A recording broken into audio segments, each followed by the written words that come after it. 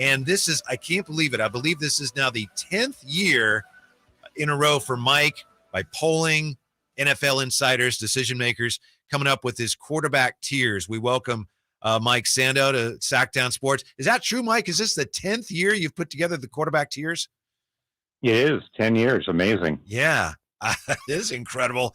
Can you tell us about Brock Purdy and why it is? There seems to be a wide range of opinions on Brock Purdy. Yeah. We know that we haven't seen a lot of him, but were you surprised by the range of opinions on the 49ers parent starting quarterback?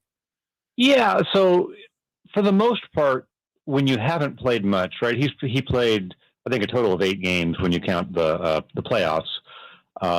That's not a lot.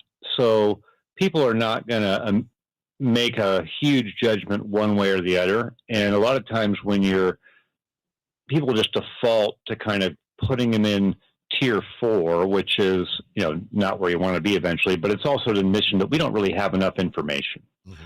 And so I think it's actually pretty good for him after that many starts. He got 23 votes out of 50. Coaches and executives in the league put him in tier 3 already, which if you look at tier 3, there's a lot of people who've played a lot of football. Derek Carr, Jared Goff, Russell Wilson, Jimmy Garoppolo, Ryan Tannehill.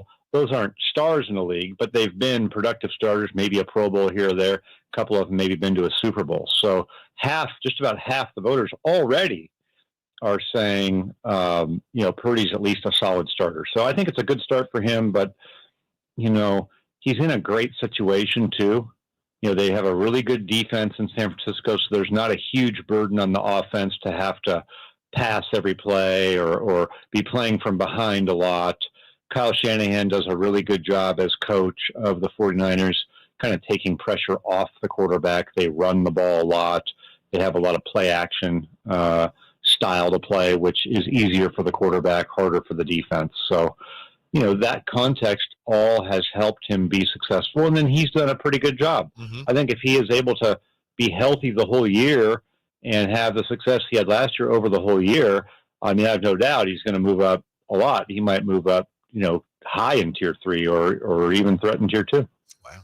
Mike, I heard you on the Athletic Football Show with the great Robert Mays mention that in the history of doing these tiers, Aaron Rodgers had 401 tier 1 votes and only 7 tier 2 votes. In the entire time you have done this list, you've compiled this list, and this year Aaron Rodgers has 30 tier 1 votes and 20 tier 2 votes. Yeah. Were you surprised, or how surprised were you to see Aaron start to kind of be questioned on where he stands in the league right now? I was surprised it was 20 people that put him into tier 2, because if you remember kind of at the end of Mike McCarthy's run as head coach in Green Bay, their offense wasn't doing as well. Rodgers' stats weren't quite as good, but all these voters still almost unanimously put him in the top tier. So I thought they might stand by Rodgers a little more, but it kind of reminds me of what happened to Tom Brady in his last year with New England. It didn't look good. He was sort of tired of being there.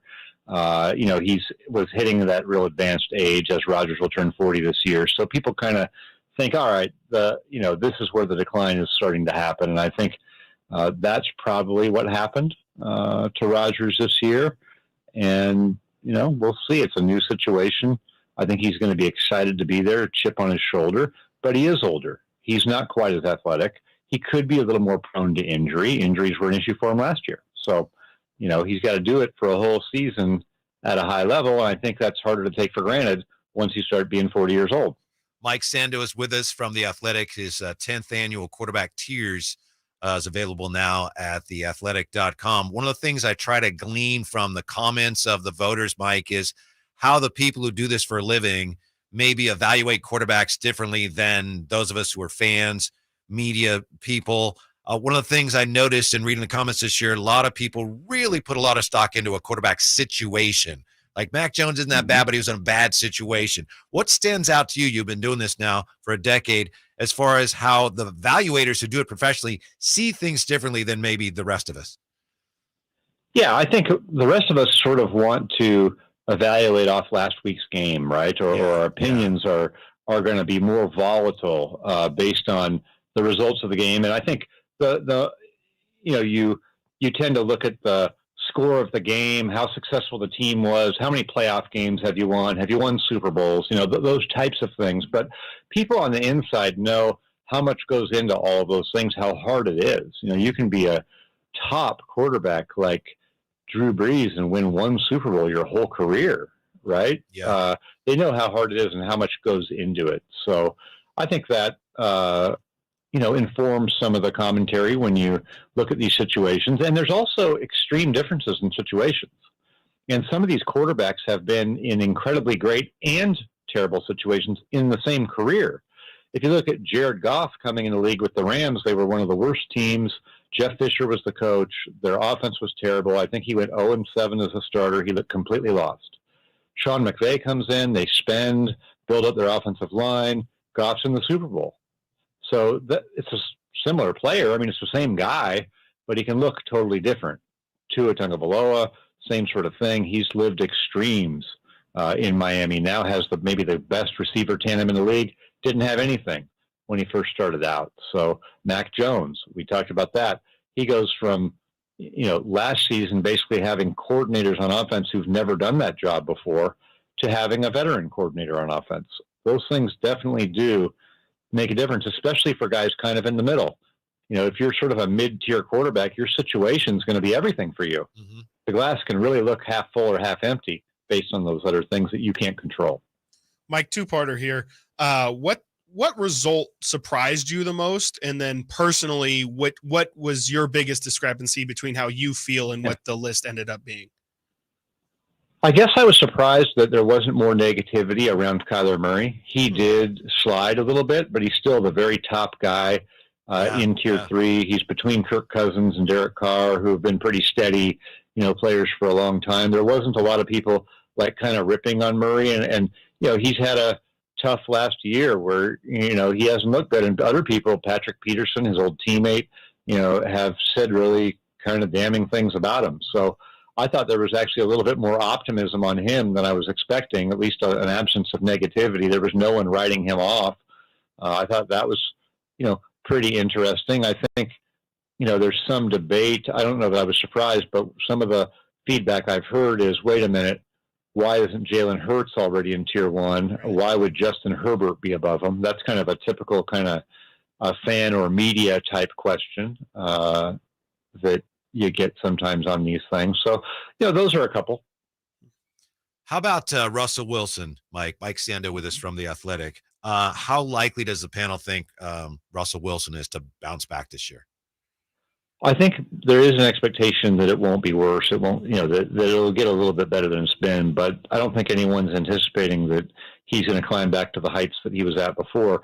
If you look from last year to this year, his decline in voting was the largest one-year decline for anyone in the 10 years of me doing this. But it's the third year in a row he's declined. So there's been an erosion here. Now what's so fascinating in Denver is everyone is kind of jumping on this idea that, hey, Sean Payton was a great offensive coach with the Saints. Him coming to Denver will save Russell Wilson. I think it'll save him until it won't. And what I mean by that is whatever failure to measure up this year is not going to be blamed on Sean Payton. I think Wilson is in a vulnerable situation there where the new coach doesn't have loyalty to him. Of course, he's going to do everything he can to help Russell Wilson. But if it doesn't go well, if Russell Wilson doesn't run the offense the way Sean Payton wants, I think Sean Payton is not going to stand up and say, I've failed Russell Wilson. I think he'll switch to a different quarterback. And so that's the predicament I think Wilson finds himself in. There's a little bit of a target on him to really do it this year. Yeah. And he has declined. Mike Sando with us. Mike, it's been too long. We appreciate your time very much. I have to tell you, this is a true story. My partner, Chris, I tell him about The Athletic, and he's been saying for weeks now, I should get that. Yesterday, we talked about the tiers. He said, I got to get it. And he actually subscribed to The Athletic because of what you wrote. So who do I tell about that so that you can get, a little percentage or something from the powers that be? I appreciate that. I don't know about percentages, but nowadays they can track all that stuff. In the old days, when you worked for a newspaper, like just the printed version, he had no idea who read it. Now on a website or in an app, they know exactly. So we sure appreciate it and glad you enjoyed the content and fun coming on the show. Great Absolutely. stuff. Thank you, Mike. We appreciate it. We'll talk to you soon. Yep. Mike Sando from The Athletic. A close personal friend, I put money in his pocket. Yeah, you love sure it. did. I love it. Feels good. Feels good to be I mean, I'm part of the machine now. So I had, it's like a requirement. Like, honestly, it's bad that I didn't have an athletic subscription before it, but Mike's tiers list, like you said, it's happened 10 years in a row now. It's a must read if you're going to, try and be up on the NFL. So I had because again, it's not, and Mike has very well-formed opinions, but it's not Mike's opinion. It's people that do it for exactly. And I'm with him when don't I saw shoot the messenger. Kyler Murray was like, wait, what? Yeah. He's really highly rated here. Really highly rated. I mean, I think the talent is there. It's hard to deny that Kyler Murray is an exciting player to watch, but I mean, the production is it's just not been there. And, you could maybe, like you said, it a lot of it did factor in situation, but, Kyler's had some really good talent around him, and it just never really came together for him.